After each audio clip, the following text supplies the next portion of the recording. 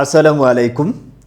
ভয় দীর্ঘকার ব্যবহার করব নাকি ভয় রস্যকার ব্যবহার করব, এ সংক্রান্ত ঝামেলা আমাদের দীর্ঘদিনের।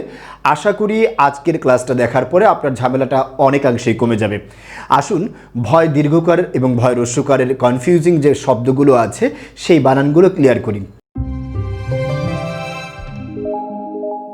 এখানে আপনারা দেখতে পাচ্ছেন আমরা কতগুলো শব্দ লিখে রেখেছি। সেই শব্দগুলো হচ্ছে এই যে ভূম, ভূত এবং ভূষ।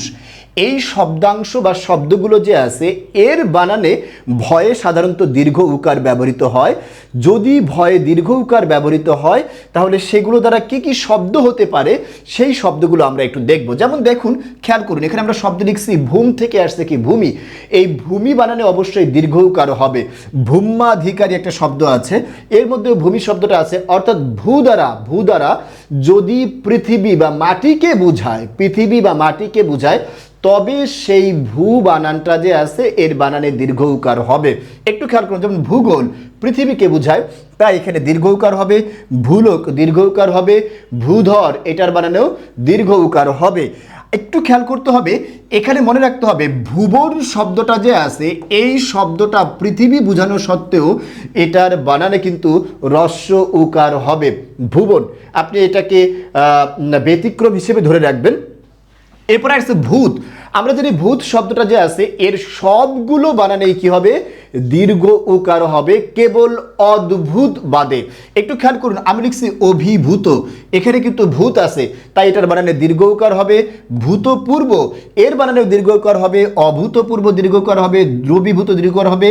এবং অঙ্গীভূতর মধ্যে কিন্তু ভূত আছে, আবার আছে বশীভূত, এর মধ্যেও ভূত আছে। তবে আপনাকে এখানে এক্সট্রা বা অতিরিক্ত যেটা মনে রাখতে হবে সেটা হচ্ছে অদ্ভুত শব্দটা যে আছে এটার বানানে অবশ্যই রস্য উকার হবে। একটা বিষয় খেয়াল করতে হবে, ভুতুরে শব্দটা যে আছে এইটার বানানে কি দেব আমরা? রস্য উকার ব্যবহার করব নাকি দীর্ঘ উকার ব্যবহার করব? এটা নিয়ে আমরা অনেক সময় কনফিউজ থাকি। একটু বিষয়টা একদম সহজার্থে আপনাদেরকে বলে রাখি, সেটা হচ্ছে ভুতুরে শব্দটা যে আছে এই শব্দটার মূল হচ্ছে ভূত, তাই এটার বানানে দীর্ঘকার ব্যবহার করাটা যে আছে এটা একদম পুরোপুরি শুদ্ধ। আবার একটু খেয়াল করতে হবে, ভুতুরে শব্দটার আরেকটা বানান হচ্ছে এইটা। এই বানানটার ক্ষেত্রেও কিন্তু এটাকে সঠিক বলা যাবে। দুটোকেই যে ভুল বলতে হবে এরকম কোনো কথা নেই, তবে বেশি গ্রহণযোগ্যতা আছে এই ভুতুরে বানানটার, অর্থাৎ সেখানে ভূত বানানে দীর্ঘ উকারই থাকবে, কারণ মূল শব্দে ভূত আছে। এরপর একটা বিষয় খেয়াল করুন হচ্ছে ভূষ। এই যে ভূষ যে আছে এটা দিয়ে যতগুলো শব্দ হবে সবগুলোর বানানে কি হবে? ভয়ে দীর্ঘ উকার হবে। যেমন ভূষণ, ভূষণ শব্দের অর্থ হচ্ছে অলংকার, গহনা বা পোশাক। একটু খেয়াল করবেন, এই ভূষণ বানানে দীর্ঘকার দেব, এই ভূষ বানানে দীর্ঘকার দেব, এই ভূষ বানানে দীর্ঘকার দেব। বেশ ভূষা বানানেও কিন্তু অবশ্যই দীর্ঘকার ব্যবহৃত হবে। আবার ভূষিত বা ঘোষিত যে আছে এই অর্থে এই বানানেও কিন্তু আমরা দীর্ঘ উকার ব্যবহার করব। অর্থাৎ ভয়ে কোন ক্ষেত্রে দীর্ঘ উকার ব্যবহার করব তার অনেকগুলো শব্দ প্রয়োগ করে ব্যবহারটা আমরা দেখালাম। আশা করি এর দ্বারা আপনি উপকৃত হতে পেরেছেন, কারণ এই ঝামেলায় আমরা প্রায়ই পড়ে থাকি।